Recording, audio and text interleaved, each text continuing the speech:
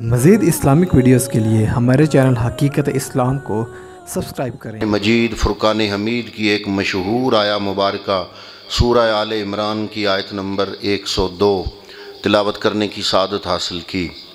اللہ رب العالمین نے ارشاد فرمایا، یا ایھا الذین آمنوا اتقوا اللہ حق تقاتہ، اے ایمان والو تقوی اختیار کرو جس طرح کہ تقوی اختیار کرنے کا حق ہوتا ہے، وَلَا تَمُوتُنَّ إِلَّا وَأَنْتُمْ مُسْلِمُونَ، اور کوشش کرنا کہ تمہاری موت صرف مسلمانی کی حالت میں آئے۔ تقوی اللہ رب العالمین کا مقصود ہے۔ رب انسانیت سے جو چاہتا ہے وہ ہے تقوی، اور تقوی پورے اسلام کا مرکزی نقطہ ہے۔ رب نے جتنے انبیاء بھیجے، ظاہر ہے کہ انسانوں کی طرف آئے، ان تمام انبیاء کا مقصد بعثت، ان تمام انبیاء کی نبوت و رسالت کا جو اصل مقصود ہے وہ ہے انسانوں میں تقوی کی دولت کو پیدا کرنا۔ اللہ نے قرآن مجید سورہ شعراء کی آیت نمبر 106 میں ارشاد فرمایا، اذ قال لهم اخوهم نوح الا تتقون، حضرت نوح علیہ السلام نے اپنی قوم سے کہا کہ میں تم میں تقوی پیدا کرنے کے لیے آیا ہوں۔ سورہ شعراء کی آیت نمبر 124 میں اللہ نے فرمایا، اذ قال لهم اخوهم ہود الا تتقون، کہ جب حضرت ہود علیہ السلام نے اپنی ملت، اپنی قوم، اپنی امت کو کہا کہ خبردار تقوی اختیار کرو، یعنی میری بعثت کا مقصد بھی تم میں تقوی کو پیدا کرنا ہے۔ سورہ شعراء کی آیت نمبر 142 میں اللہ رب العالمین نے ارشاد فرمایا، اذ قال لهم اخوهم صالح الا تتقون، حضرت صالح علیہ السلام نے بھی اپنی قوم اور اپنی امت کو ارشاد فرمایا کہ تقوی اختیار کرو، یعنی کہ میری بعثت اور نبوت کا مقصد بھی لوگوں میں تقوی کو پیدا کرنا ہے۔ سورہ شعراء کی آیت نمبر 161 میں 161 میں فرمایا، اذ قال لهم اخوهم لوط الا تتقون، حضرت لوط علیہ السلام نے بھی اپنی ملت اور اپنی امت کو اور اپنے لوگوں کو فرمایا کہ خبردار تقوی اختیار کرو، میری بھی بعثت کا مقصد تقوی ہے۔ سورہ شعراء کی آیت نمبر 177 177 میں فرمایا، اذ قال لهم شعیب الا تتقون، کہ جب حضرت شعیب علیہ السلام نے اپنی ملت اور قوم کو فرمایا کہ خبردار تقوی اختیار کرو۔ میں یہ ساری آیات پڑھ رہا ہوں اور مختلف انبیاء کے حوالے سے پڑھ رہا ہوں، یعنی رب نے جو بھی نبی بھیجا اس نبی کے بھیجنے کا مقصد کیا تھا کہ اپنا کلمہ پڑھنے والوں کے دلوں میں تقوی کی دولت کو پیدا کیا جائے۔ اسی طرح حضرت ابراہیم علیہ السلام کے بارے میں فرمایا، سورہ العنکبوت کی آیت نمبر 16 ہے، فرمایا وَإِبْرَاهِيمَ اِذْ قَالَ لِقَوْمِهِ اعْبُدُوا اللَّهَ وَاتَّقُوهُ، کہ حضرت ابراہیم علیہ السلام نے فرمایا میری نزول اور میری بعثت اور میری نبوت اور رسالت کا مقصد بھی تم میں تقوی پیدا کرنا ہے۔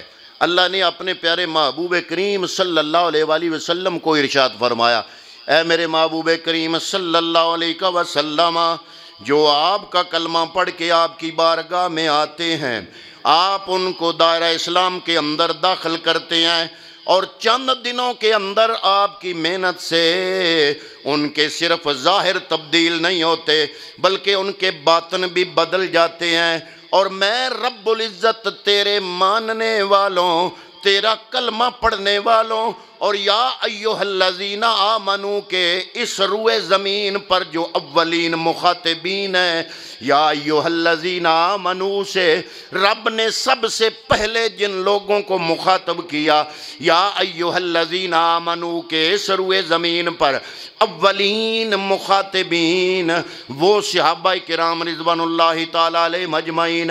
فرمایا، اے محبوب تو نے صرف کلمہ ہی نہیں پڑھایا، تو نے صرف دائرہ اسلام کے اندر داخلی نہیں کیا، بلکہ تو نے ان کے دلوں کو پاک اور صاف کر کے ان کے دلوں میں تقوی کی دولت پیدا فرما دی ہے۔ قال الذین امتحن اللہ قلوبہم للتقوی، اللہ رب العالمین نے ارشاد فرمایا اے میرے محبوب، یہ جو تیرے صحابہ کرام، تیرے غلام، تیرے ماننے والے، یا ایھا الذین آمنو کے اولین مخاطبین، میں رب العزت جو کہ علیم بذات الصدور ہوں، دلوں کی دھڑکنوں کو جانتا ہوں، میں رب کائنات تیرے صحابہ، تیرے ماننے والوں کے دلوں کو میں نے تقوی کے اوپر پرکھ کے ان کو کامیاب اور کامران قرار دے دیا۔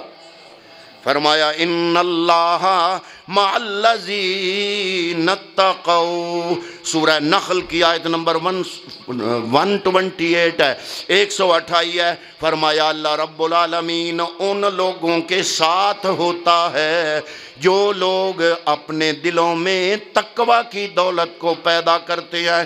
صحابہ کرام رضوان اللہ تعالیٰ علیہ مجمعین میں سے ایک بندے نے سوال کیا، یا رسول اللہ صلی اللہ علیہ وسلم تقوی کہاں ہوتا ہے؟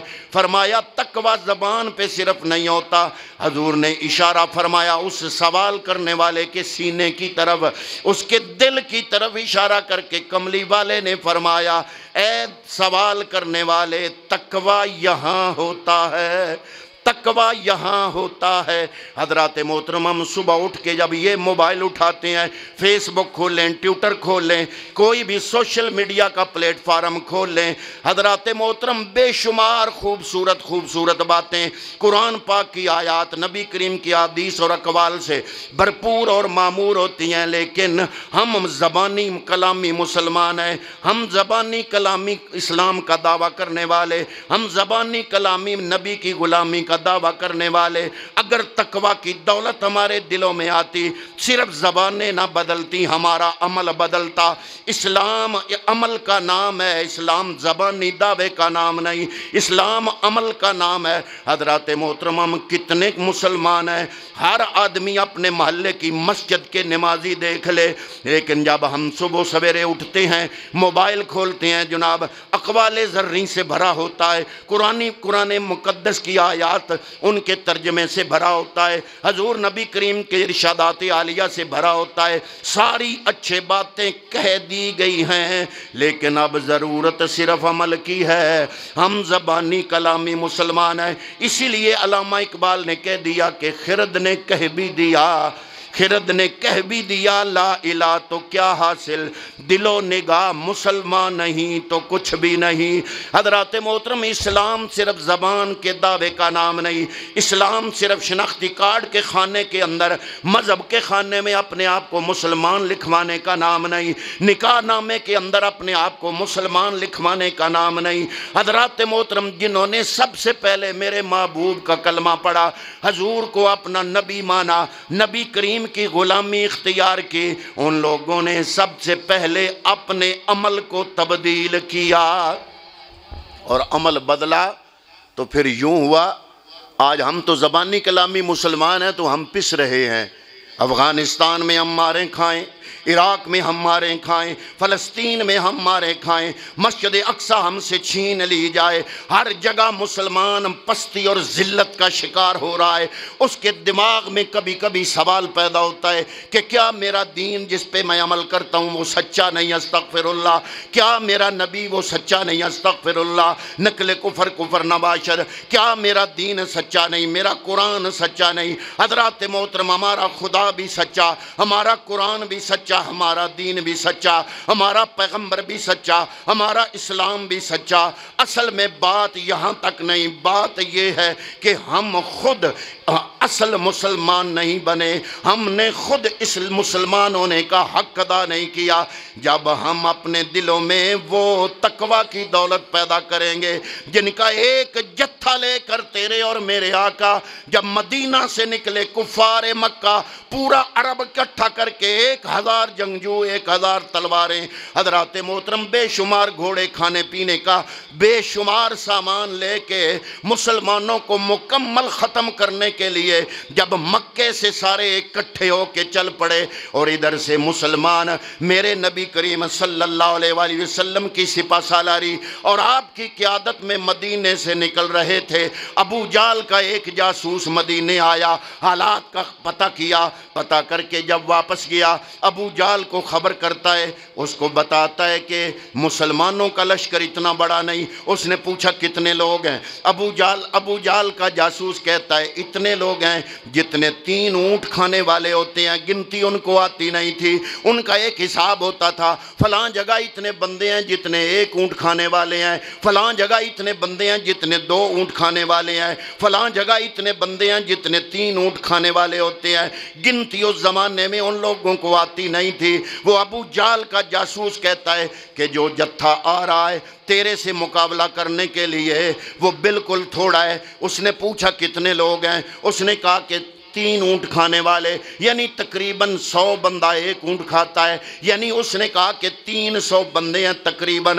ابو جال کہتا ہے کہ پھر ایسے کرو، پھر یہ تلواریں اکٹھی کرنے کی ضرورت نہیں، دیگر تیاری کی ضرورت نہیں، رسیاں اکٹھی کرو، رسیاں ہم جائیں گے ان لوگوں کو باندھیں گے، باندھ کے رسیوں سے مکے لے آئیں گے، ان سے پوچھیں گے کہ اپنے آبا و اجداد کا دین تم نے کیوں چھوڑا۔ لیکن وہ جاسوس کہتا ابو جال ٹھیک ہے بندے تھوڑے ہیں لیکن خبردار ایک بات کا دھیان رکھنا، وہ جو آ رہے ہیں تو 313، لیکن وہ جو اونٹوں پہ سوار ہو کے، جو گھوڑوں پہ سوار ہو کے آ رہے ہیں وہ بندے نہیں نظر آ رہے، ان کے جذبے اور شوق سے لگ رہا ہے وہ 313 موتیں آ رہی ہیں، وہ مرتے مرتے بھی ایک ایک بندہ تیرے لشکر کے 10 بندے لے جائے گا، لیکن جب انجام ہوگا تو اپنا آدھا لشکر کٹا چکا ہوگا۔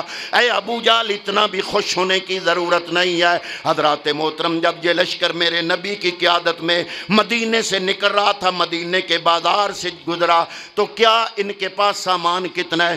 2 گھوڑے، 6 زرہیں، 8 تلواریں، اور ایک روایت میں نے پڑھا کہ وہ 8 تلواریں بھی ایسی تھیں کہ کسی کا دستہ نہیں، کسی کی نوک نہیں، کسی تلوار کو دندانے پڑے ہوئے ہیں، اور وہ بھی صرف اور صرف 8 تلواریں، 6 زرہیں، 2 گھوڑے، اور جن لوگوں کے پاس تلواریں نہیں انہوں نے چھڑیاں اٹھا لی۔ حضرات محترم جب یہ لشکر میرے کملی والے کی قیادت میں جب مدینے کے بازار سے گزر رہا تھا اور مدینے کے اندر یہودی اپنی دکانیں سجائے بازار کے اندر بیٹھے تھے تو یہودی مذاق بنا رہے تھے، اے لوگو 1000 جنگجوؤں کا مقابلہ تم کیسے کرو گے؟ نہ تمہارے پاس تیر ہیں، نہ تلوار ہے، نہ خنجر ہے، نہ بھالے ہیں۔ لیکن ان مسلمانوں نے کہا نہ تیغ و تیر پہ تکیہ، نہ خنجر پر، نہ بھالے پر، بھروسہ ہے تو ایک سادہ سی کالی کملی والے پر۔ انہوں نے کہا کہ محمد عربی کے بھروسے سے ہم جا رہے ہیں۔ جب یہ لشکر پہنچا بدر کے میدان کے اندر آیا، سامنے 1000 جنگجو ہیں، ادھر صرف 313۔ انہوں نے اپنی جانیں ہتھیلی پہ رکھ کے کملی والے کا ساتھ دیا۔ آج میں اور آپ بھی کلمہ پڑھتے ہیں، اسلام کے لیے کیا قربانی دی؟ حضرات محترم مسلمان تو وہ تھے جنہوں نے کلمہ پڑھا، کلمے کے لیے وطن کی قربانی دی، کلمے کے لیے خاندان کی قربانی دی، کلمے کے لیے جو بھی قربانی دینا پڑی۔ اتنے سچے تھے کلمہ پڑھنے والے، اس کلمے کے ساتھ اتنے سچے اور صادق تھے، اتنے وفادار تھے کہ اپنی جانوں تک کی پرواہ نہیں کی۔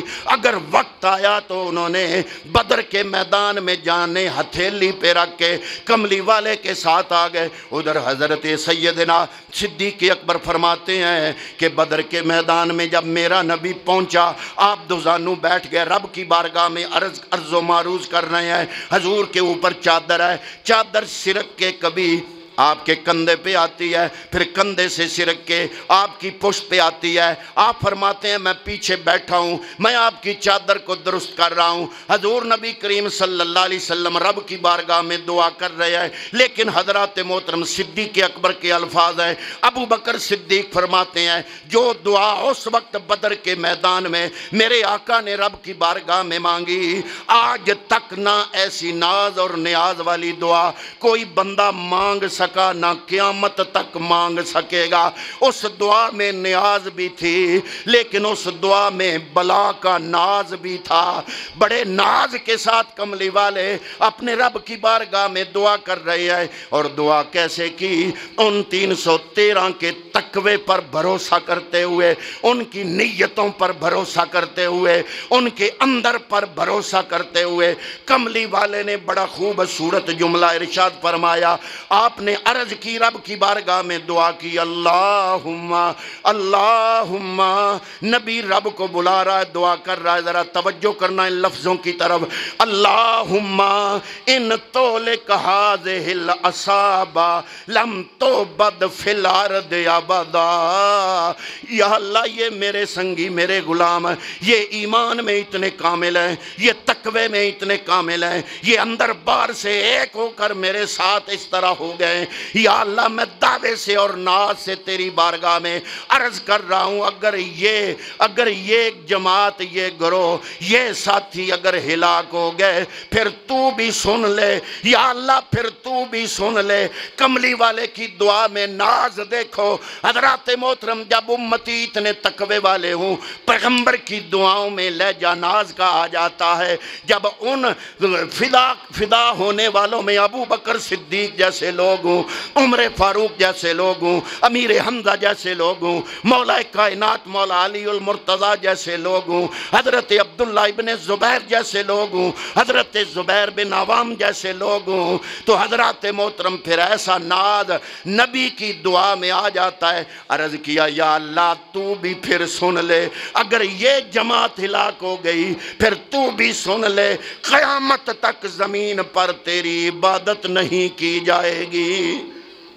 اتنا اعتماد پیغمبر کو اپنے ساتھیوں پہ علیہ، ان ساتھیوں میں نہیں تھا، آپ نہیں تھے، آج کا بناوٹی مسلمان نہیں تھا، آج کا نام کا مسلمان نہیں تھا، وہ تھے جنہوں نے اسلام اپنی رگوں کے اندر داخل کیا۔ ان کی ہڈیوں میں گودے کی جگہ عشق مصطفیٰ دوڑا کرتا تھا۔ عرض کی یا اللہ اگر یہ گروہ ہلاک ہو گیا پھر قیامت تک تیری عبادت بھی نہیں کی جائے گی۔ حضرت ابو بکر صدیق فرماتے ہیں میں پیچھے بیٹھا، چادر سرک کے نیچے آ رہی ہے، حضور راز و نیاز میں مگن ہے اپنے خدا کے ساتھ۔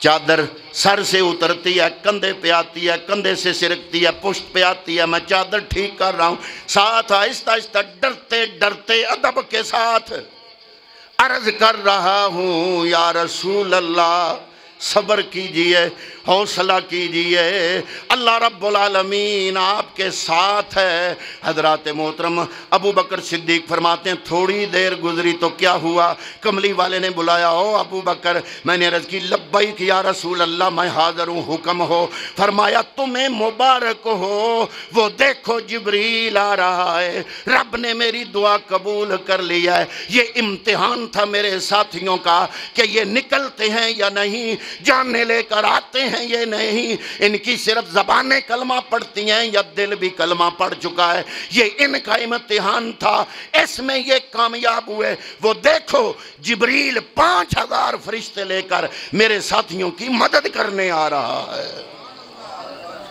جب تقوی کا یہ عالم تھا، فضائے بدر پیدا کر، اگر تم مارے جا رہے ہو افغانستان میں، عراق میں، جگہ جگہ پستی اور ذلت کا شکار ہو ہے مسلمان، تو کیا حل کیا ہے؟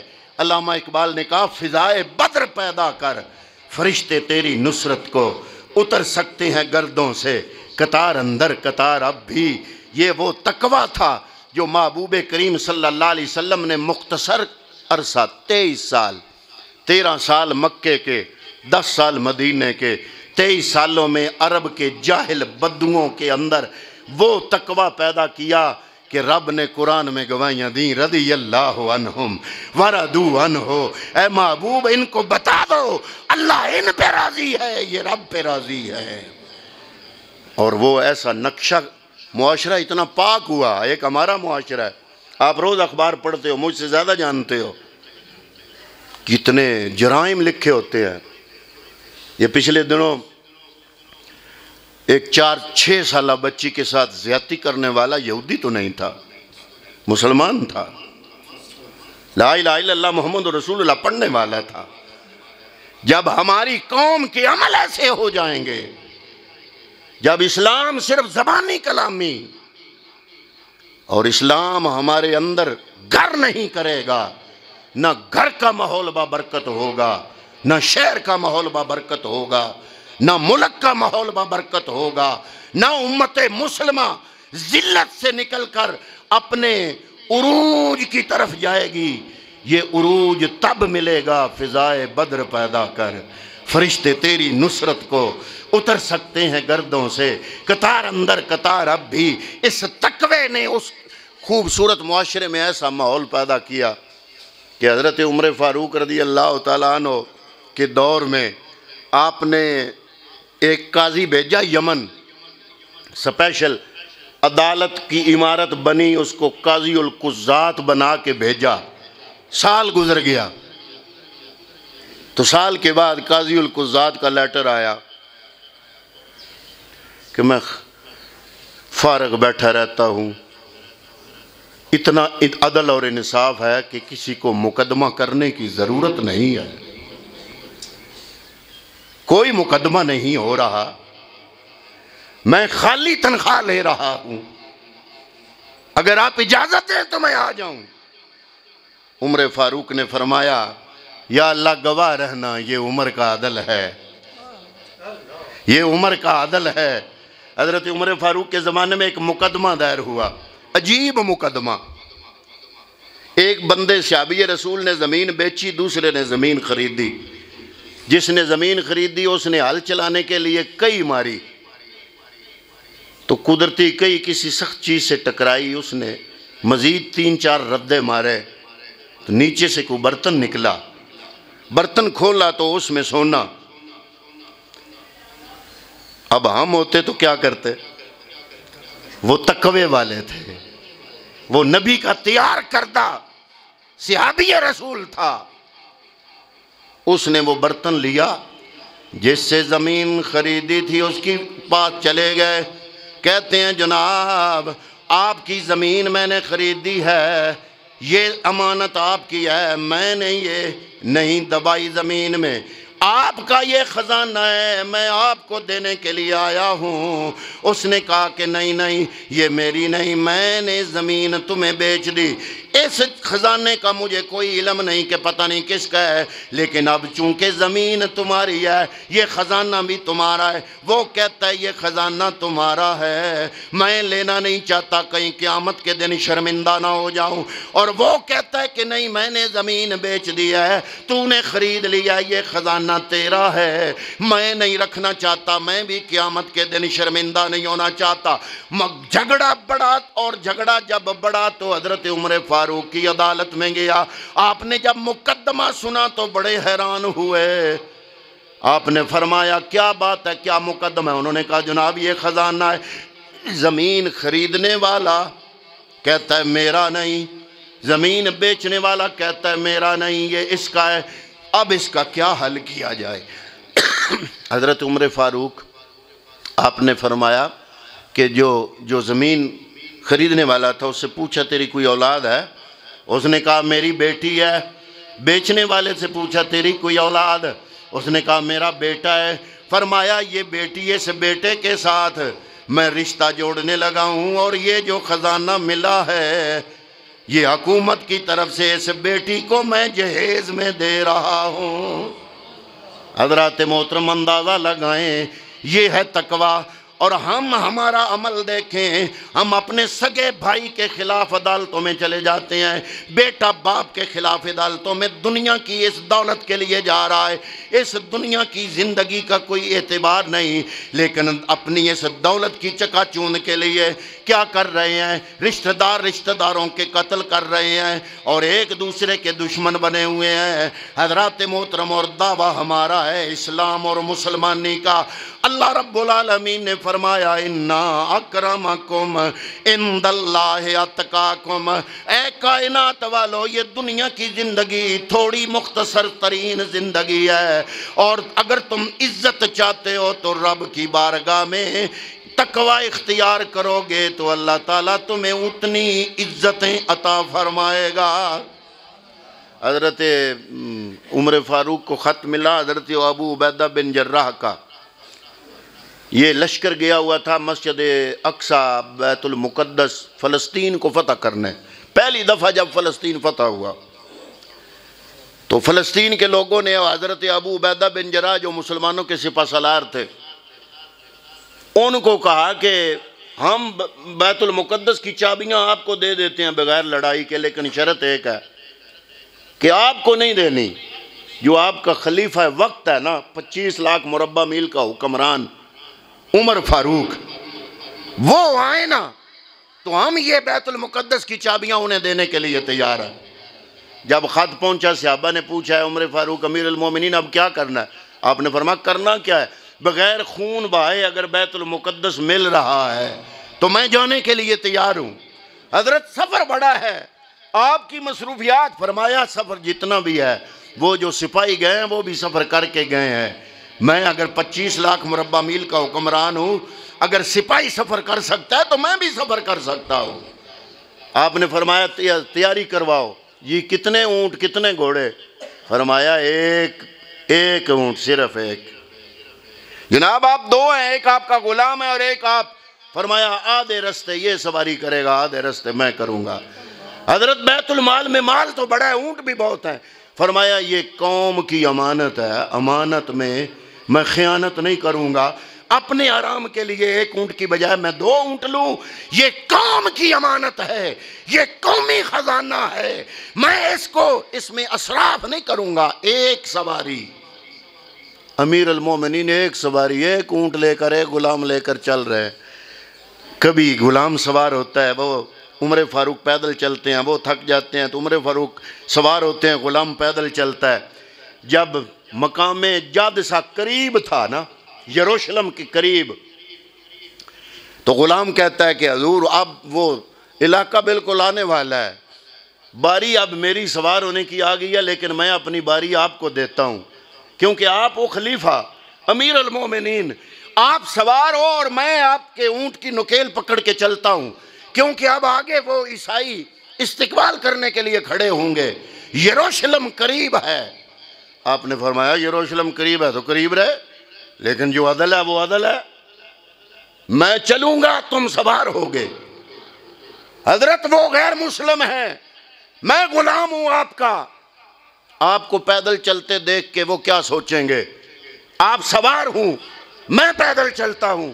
فرمایا نہیں، باری میری پیدل چلنے کی ہے، باری تمہاری سوار ہونے کی ہے، تم سوار ہوگے، میں اونٹ کی نکیل پکڑ کے چلوں گا۔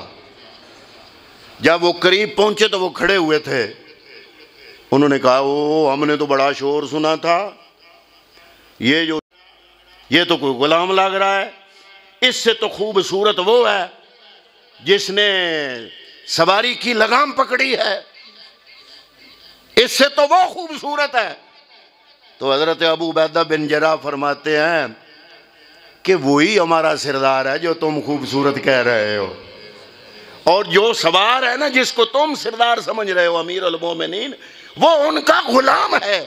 انہوں نے کہا یہ عجیب بات ہے، غلام سواری پہ اور 25 لاکھ مربع میل کا حکمران نکیل پکڑ کے چل رہا ہے۔ انہوں نے کہا قدرتی باری اب اس کی ہے۔ انہوں نے کہا کمال ہے۔ حضرت ابو عبیدہ بن جراح دوڑ کے عمر فاروق کے قریب آئے، قریب آ کے کانوں میں بات کی، عرض کی حضرت یہ بڑے متمدن اور بڑے مہذب لوگ ہیں، پڑھے لکھے متمدن لوگ، تو آپ کے جسم پہ جو لباس ہے نا اس پہ 14 چیتھڑے لگے ہوئے ہیں، 14 ٹاکنگ ہیں، تو مہربانی کریں لباس تو بدل لیں، یہ غیر مسلم ہیں، عیسائی ہیں، یہ بڑے مہذب ہیں، بڑے متمدن ہیں۔ حضرت عمر فاروق ان کو پکڑ کے سائیڈ پہ لے گئے کہ بندے دیکھے نا، ایک درخت کے اوٹ میں کھڑے کر کے عمر فاروق نے ابو عبیدہ بن جراح کے گلے میں بازو ڈال دیے، ڈال کے روئے، اور آپ نے فرمایا او ابو عبیدہ، کیا تم سمجھتے ہو کہ یہ عزت عمر کو اس کا لباس کی وجہ سے ملی ہے؟ کیا یہ عزت عمر کو سواری کی وجہ سے ملی ہے؟ کیا یہ عزت عمر کو اس کی ذات کی وجہ سے ملی ہے؟ اللہ کی قسم اٹھا کے کہتا ہوں ہم تو ایک ذلیل قوم تھے۔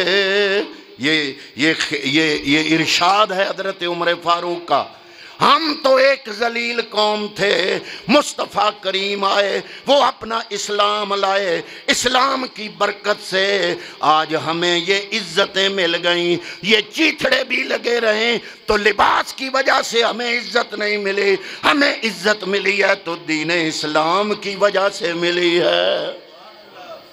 یہ تھے حقیقی مسلمان، یہ تھے حقیقی تقوی والے۔ حضرات محترم حضرت سفینہ رضی اللہ تعالیٰ عنہ جنگل میں جا رہے ہیں، وہ آگے سے شیر آ گیا، اچانک شیر کو انسانی گوشت کی بو آئی، وہ بھوکا تھا، وہ اچانک سامنے آ گیا، لیکن آپ بڑے آرام سے کھڑے رہے۔ ذرا ملاحظہ فرمائیں نبی کے غلام کی خود اعتمادی اپنے تقوی اور ایمان پہ، شیر دھاڑتا ہوا آ رہا ہے اور یہ کھڑے ہیں۔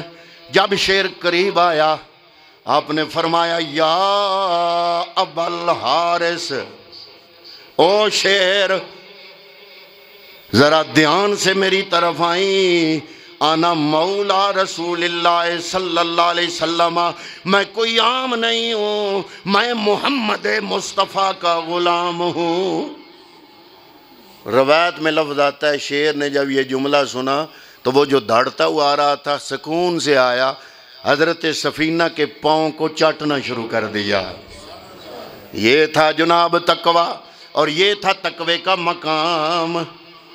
چھوٹے چھوٹے بچوں میں اتنا تقوی تھا کہ حضور نبی کریم صلی اللہ تعالیٰ علیہ وسلم کے زمانے میں ایک بندہ تھا جلاس بن سوید، وہ اپنے ایک بھتیجا چھوٹا تھا اس کو روز ساتھ اپنی انگلی پکڑ کے اس کو حضور کی بارگاہ میں لے جاتا، تھوڑی دیر بیٹھتے حضور کرم نوازی فرماتے، گفتگو فرماتے، یہ لطف اندوز ہوتے، رہنمائی حاصل کرتے، ہدایت حاصل کرتے، تھوڑی دیر بعد آ جاتے۔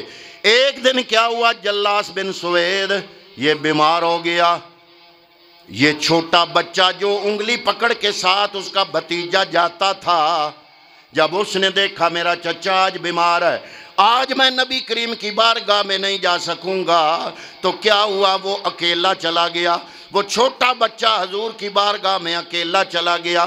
جب وہ اکیلا گیا حضور کی بارگاہ میں، حضور نبی کریم صلی اللہ علیہ وسلم گفتگو فرماتے رہے، وہ چپ کر کے سنتا رہا، تھوڑی دیر سنتا رہا، پھر محفل سے اٹھا، جب گھر آیا تو گھر آ کے کہتا ہے یا اماں ہو، اے میرے چچا، سمیت رسول اللہ صلی اللہ علیہ وسلم یخبرنا عن الساعۃ، آج نبی کریم صلی اللہ علیہ وسلم نے قیامت کا تذکرہ فرمایا ہے، حتیٰ کانی اراہا رای العین، حضور نے ایسے قیامت کا نقشہ بیان کیا ہے، مجھے یوں لگا جیسے میں قیامت کو اپنی آنکھوں سے دیکھ رہا ہوں۔ جب یہ جملہ بولا تو وہ اس کا چاچا کیا کہتا ہے، جلاس بن سوید، وہ کہتا ہے واللہ لو کان محمد صادقا لنحن شر من الحمار، وہ کہتا ہے اگر محمد سچا ہو تو ہم گدھوں سے بھی بدتر ہیں، یعنی مطلب اس کا استغفر اللہ یہ ہے کہ وہ جھوٹی بات ہے۔ اب وہ بچہ بڑا حیران ہوا، بھتیجا اس کا، کہ یہ روز انگلی پکڑ کے میری حضور کی بارگاہ میں جاتا تھا، تو اندر سے اس کا یہ حال ہے۔ اب وہ بچہ سوچ رہا ہے کہ میں یہ بات اگر دبا لوں تو نبی کے ساتھ خیانت ہے، اللہ کے ساتھ خیانت ہے، اور اگر میں یہ بات نبی کو بتا دوں تو چچا ہے میرا، یہ اس کا پردہ فاش ہو جائے گا، یہ منافقوں میں شمار ہوگا، یہ تو منافق نکلا۔ آج سے پہلے میں تو اس سے بہت زیادہ محبت کرتا تھا، لیکن آج اس کے اندر سے یہ جو گند نکلا، اس کی منافقت باہر آئی، تو آج یہ میرے نزدیک قابل نفرت ہو گیا ہے۔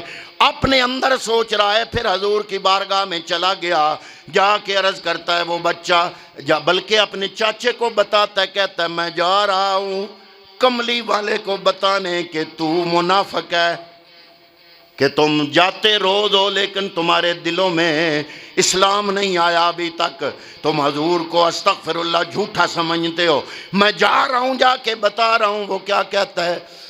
وہ کہتا ہے میرے بھتیجے انت طفلن، تو بچہ ہے، لا یصدقک الناس صغیر فکل ما شئتا، لوگ تیرے چھوٹے ہونے کی وجہ سے تیری بات پر یقین نہیں کریں گے، جاؤ جو مرضی ہے جا کے کہہ لو۔ جب وہ گیا مصطفیٰ کریم کی بارگاہ میں، جا کے عرض کرتا ہے یا رسول اللہ، الجلاس بن سوید خان اللہ و رسولہ فقط تبرات الی اللہ ثم الیک منہ، یا رسول اللہ میں اپنے چاچے سے بری ہوتا ہوں، اور یا رسول اللہ میں آپ کو خبر دے رہا ہوں کہ میرا چاچا ہے تو میرا چاچا، لیکن وہ اللہ اور اللہ کے رسول سے خیانت کر رہا ہے۔ یہ ہے اس بچے کے دل کا تقوی اور اس بندے کے دل کی خیانت۔ حضرات محترم، حضور نبی کریم نے جلاس بن سوید کو بلایا، اس نے انکار کر دیا، کہتا ہے جی یہ جھوٹ بولتا ہے، میں نے تو کوئی ایسی بات نہیں کی۔ حضور نبی کریم نے ساتھیوں سے پوچھا، ساتھیوں نے عرض کیا حضور یہ کب سے نمازیں پڑھ رہا ہے، مسجد میں بار بار آتا ہے، روز آتا ہے، آپ کی محفل اٹینڈ کرتا ہے، نماز آپ کے ساتھ پڑھتا ہے، اور یہ چھوٹا بچہ ہے، معصوم ہے، ہو سکتا ہے اس کی بات میں فرق ہو، کیونکہ اس کو تو ہم نے سنا نہیں، خود دیکھا نہیں، جو دیکھا ہے وہ نمازیں پڑھتے دیکھا ہے، مسجد میں آتے دیکھا ہے۔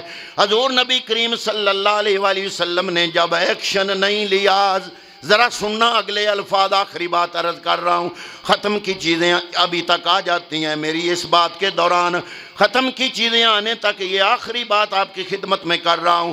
حضرات محترم، جب کملی والے نے ایکشن کوئی نہیں لیا، وہ چھوٹا بچہ کیا کرتا ہے؟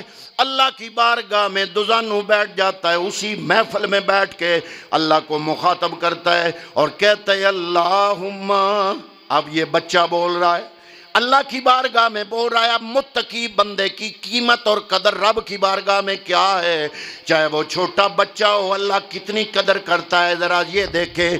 اب وہ بچہ رب کی بارگاہ میں دعا کر رہا ہے، اللہم ان کنت صادقا فصدقنی، یا اللہ اب میں مقدمہ تیری بارگاہ میں کرتا ہوں، یا اللہ اگر میں سچا ہوں تو یا اللہ تو مجھے سچا بنا دے، وَإِن كُنتُ كَاذِبًا فَكَذَّبْنِی، یا اللہ اگر میں جھوٹ بول رہا ہوں تو مولا کریم تو میری تکذیب فرما دے۔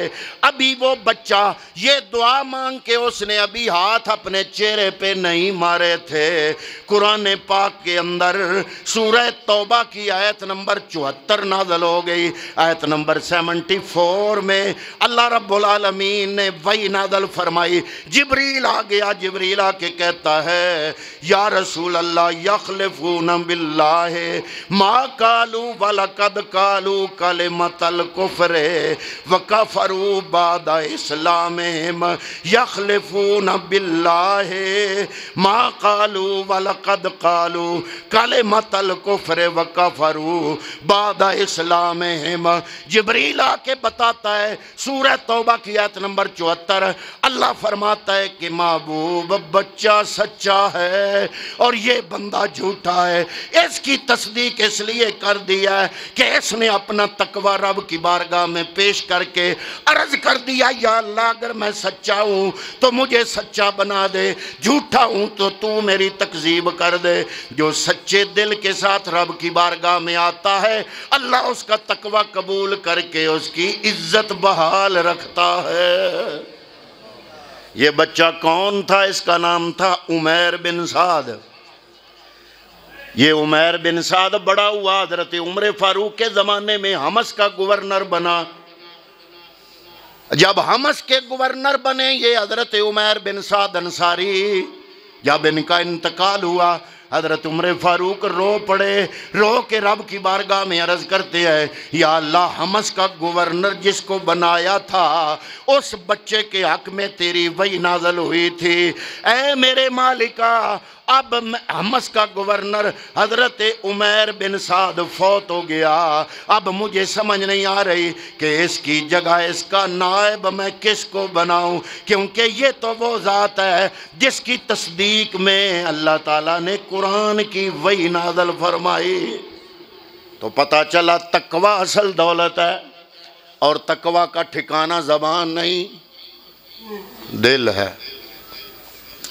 یہاں سے ہم مسلمان ہو جائیں تو اعلان کرنے کی ضرورت ہی نہیں ہے، تقوی یہاں آ جائے نا، اِنَّ أَكْرَمَكُمْ عِندَ اللَّهِ أَتْقَاكُمْ، رب فرماتا ہے پھر تیرا نفع نقصان میں رب کے ہاتھوں میں آ جاتا ہے، میں رب تمہیں ذلیل نہیں ہونے دیتا، تمہیں بے عزت نہیں ہونے دیتا، تمہارے حق میں صرف یہ ہے، تمہارا اختیار صرف یہ ہے، اپنے دل میں تقوی کی دولت کو پیدا کرو، لیکن تمہاری دنیا اور آخرت کو کامیاب بنانا یہ رب نے اپنے ذمے لے لیا ہے۔